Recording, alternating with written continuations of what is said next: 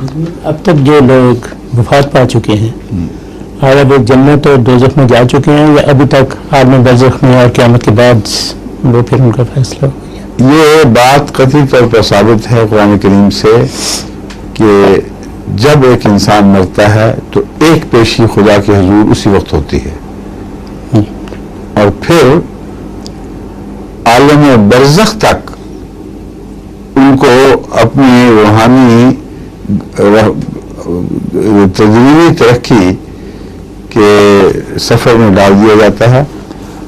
اور پھر جب قیامت کا وقت آتا ہے، قیامت سے مراد ہے جب وہ حشر نشر کا وقت آتا ہے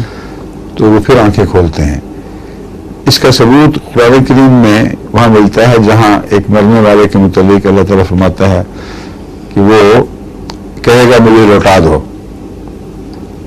تو اللہ تعالیٰ فرماتا ہے کہ میں اس کو جواب دوں گا کہ اب تمہیں لوٹانے کا وقت نہیں رہا،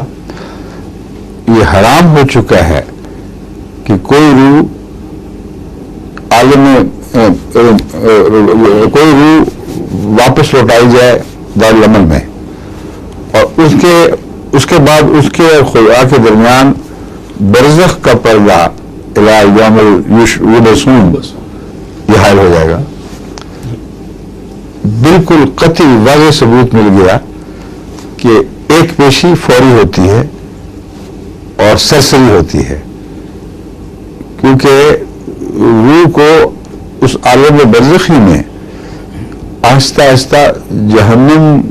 کی سزا کسی حد تک ملنی شروع ہو چکی ہوتی ہے اور جنت کے جھونکے بھی آنے شروع ہو جاتے ہیں، اگر سے مبہم ہوں اور مدھم ہوں۔ جس طرح ماں کے پیٹ میں بیمار بچے کو تکلیف کا احساس بھی ہوتا ہے، صحت مند بچے کو اپنی صحت کی اور توانائی کے احساس سے لذت بھی محسوس ہوتی ہے، چرامیں مارتا ٹانگیں مارتا، تو یہی کیفیت روح کی ہے۔ بس ابتدا میں قرآن کریم سے ثابت ہوتا ہے کہ ایک پیشی ہوگی اور اس پیشی کے میں اس کو پتہ لگ چکا ہوگا کہ میرا کیا بننا ہے، پھر اس کو جو بھی وہ کیفیت ہے برزخ کی اس میں ڈال دیا جائے گا، خواہ وہ خوابناک کیفیت ہے یا بشعور، اللہ بہتر جانتا ہے۔ لیکن پھر جب آنکھ کھلے گی تو وہ نشو و نما جو اچھی بھی ہو سکتی ہے، غیر صحت مند بھی ہو سکتی ہے، وہ مکمل ہو چکی ہوگی، پھر ایک آزاد روحی وجود کے طور پر وہ دوبارہ جنم لے گا۔